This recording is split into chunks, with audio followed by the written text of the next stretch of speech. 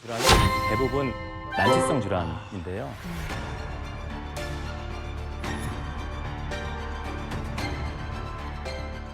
지금 이제 우리는 평균 한 80세, 90세 정도를 살아가고 있잖아요.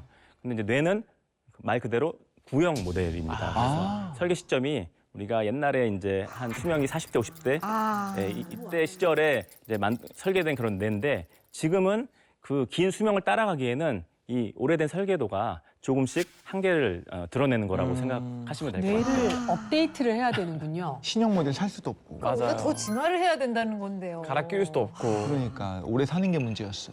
그래서 뇌가 정보를 저장하는 동시에 처리하고 또 감정도 만들고 그래서 나라는 존재를 유지하는 핵심 기관인데요.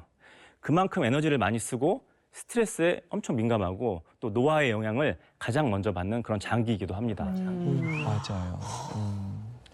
그래서 우리가 오래 살수록 이 정교한 장기가 겪는 구조적 부담은 더 커지게 되고요. 그 부담이 결국 다양한 그런 뇌질환으로 드러나게 되는 거죠. 그렇죠. 예, 그런데 여기서 또 다른 장벽이 하나가 더 등장을 하는데요. 바로 뇌혈관 장벽이라는 영어로는 블러드 브레인 베리어, 약어로 이제 BBB라고 하는데요. 그런 그 BBB라는 구조가 있습니다.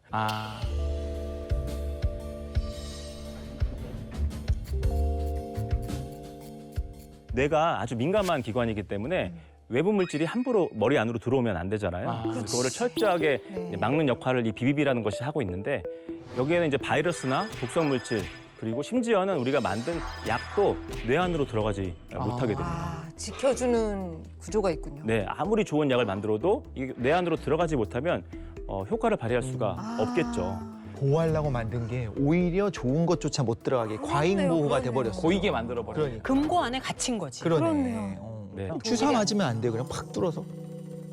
그거 자체가 너무 위험하지 않을까요? 그렇군. 세균 바이러스가 확 들어갈 수 있어. 어떤 반응이 생길지 아무도 모르기 때문에. 모르니까. 진짜로 머리를 뚫어서 치료를 하는 그런 치료법이 있었어요. 하도 그 약 개발의 방법이 없으니까. 네. 그래서 그 사람은 어떻게 됐어요? 당연히 금방 죽은 걸로 알고 있습니다. 치매 때문에. 그러니까 주사 꼭 그러면 안 돼. 그 이후로 사람들이 하지 않는 거죠. 방법이 이제 치료 방법이 없다 보니까 뭐라도 해야 되니까. 뭐라도 해야 되니까 머리라도 뚫어야 되는 거 맞아, 아니냐 맞아. 이런 치료법도 옛날에 이제 있었다고 해요. 그러니까 뇌질환 치료제를 개발하는 게 그만큼 힘들다. 어렵다. 그거네요. 그렇죠. 네, 그걸 예민하다, 감수하는 예민. 근데 이쯤에서 꼭 짚고 이제 넘어가야 할 게 있을 것 같은데요. 네네. 바로 이제 치매라는 그런 병은 되돌릴 수 없는 병이라는 그런 고정관념이라고 깜짝 생각하는데요. 놀랐어요. 되돌릴 수 앞부분까지 없다는 듣고. 얘기. 저도 그런 줄 알고 놀랐는데. 네, 그런데 이제 지금 뇌과학은 그 인식을 조금씩 이제 뒤집고 있다고 생각합니다. 와. 그래서 뇌세포도 상처를 입는데요. 네. 하지만 완전히 죽지 않았다면 이걸 다시 회복하려는 힘이 그 연구 결과들을 통해서 계속적으로 지금 보고가 되고 있는 상황입니다. 그래서 염증을 줄이고 산화 스트레스를 완화하고 세포막을 안정시켜주면 이 망가지던 세포들이 다시 신호를 보내고 또 서로 연결하는 장면이 실제로 이제 관찰이 되고 있는 상황입니다. 완전히 죽기 전에. 너무 획기적이다. 네. 마치 그 상처난 피부가 그러니까 시간이 지나면 이렇게 서서히 아물듯이 예, 이제 그런 그 치료가 일어날 수 있다고 생각하고 있습니다. 희망이 있어. 네. 3살이 살살 돋도. 언젠가는 치매를 막을 수 있다고 믿습니다. 네. 다만 타이밍이 중요할 것 같습니다.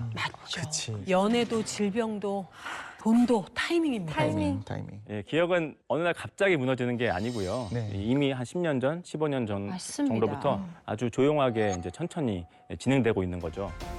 그래서 우리는 미리 조금이라도 일찍 작고 그 미세한 신호들을 알아차려야 하는데요. 단순히 뇌를 망가뜨리는 단백질을 억제하는 게 아니라 뇌가 스스로 회복할 힘을 주고 또 그런 환경을 만들어주는 치료. 그게 저희 연구의 핵심입니다. 첫째가 돌봄이라고 하셨으면 세 번째는 뭘까요? 세 번째는 나를 잃는 두려움입니다. 기억이 사라진다는 건 결국 나라는 존재의 기반이 무너지는 일이니까요. 그래서 치매는 장수의 축복을 방해하는 제1질병이라고 불리고 우리나라 60대 이상이 가장 피하고 싶은 병 1위로 꼽히기도 했거든요. 여기서 한 가지 더 좀 중요한 개념이 있습니다. 네. 경도인지 장애라고 하는 것들이요. 아. 치매의 전 단계를 이야기를 하는 건데 또래보다는 인지 기능이 좀 떨어졌지만 아직까지는 일상생활이 가능한 상태 네. 정도를 그렇게 지칭하는 말이죠. 경도인지장애는 말 그대로 치매가 눈앞에까지 도달하는 그런 상태인데요. 그래서 의학계에서는 이걸 놓치면 치료 타이밍을 완전히 놓친다고 경고합니다. 놀라운 건 2009년부터 2019년까지 10년 동안 경도 인지장애 환자가 얼마나 증가했느냐. 10년 동안 19배 증가, 20배 증가를 한 겁니다. 그리고 이들 중에서 매년 10에서 15% 정도는 계속 치매로 진행이 되고 있다는 거죠. 결국 그때가 어떻게 보면 그러네요. 마지막 네. 타이밍인데 그것조차 인지를 못하고 있는 분들이 많다는 거고 이 경도인지 장애 환자 10명 중 7명은 내가 뭔가 이상한가?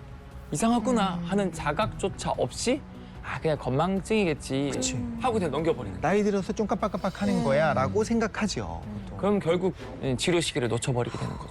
요거 구별하기가 진짜 힘들면서도 중요한 일일 것 같아요. 이게 단순한 건망증일지, 치매의 전 단계로 봐야 되는 건지, 경도 인지장애인지 이런 것들을 스스로 가늠해내기가 너무 힘들어서 이렇게 서로 좀 가족들이 주의 깊게 보고 봐줘야 되는데 가족이요 사실 대화 더 안 하고요. 맞아요. 오랜만에 봐야지 좀 달라졌네라고 오히려 느끼지 바로 그쵸. 옆에 있으면 천천히 이렇게 움직이게 되면 잘 못 느끼는 것 같아요. 맞아요.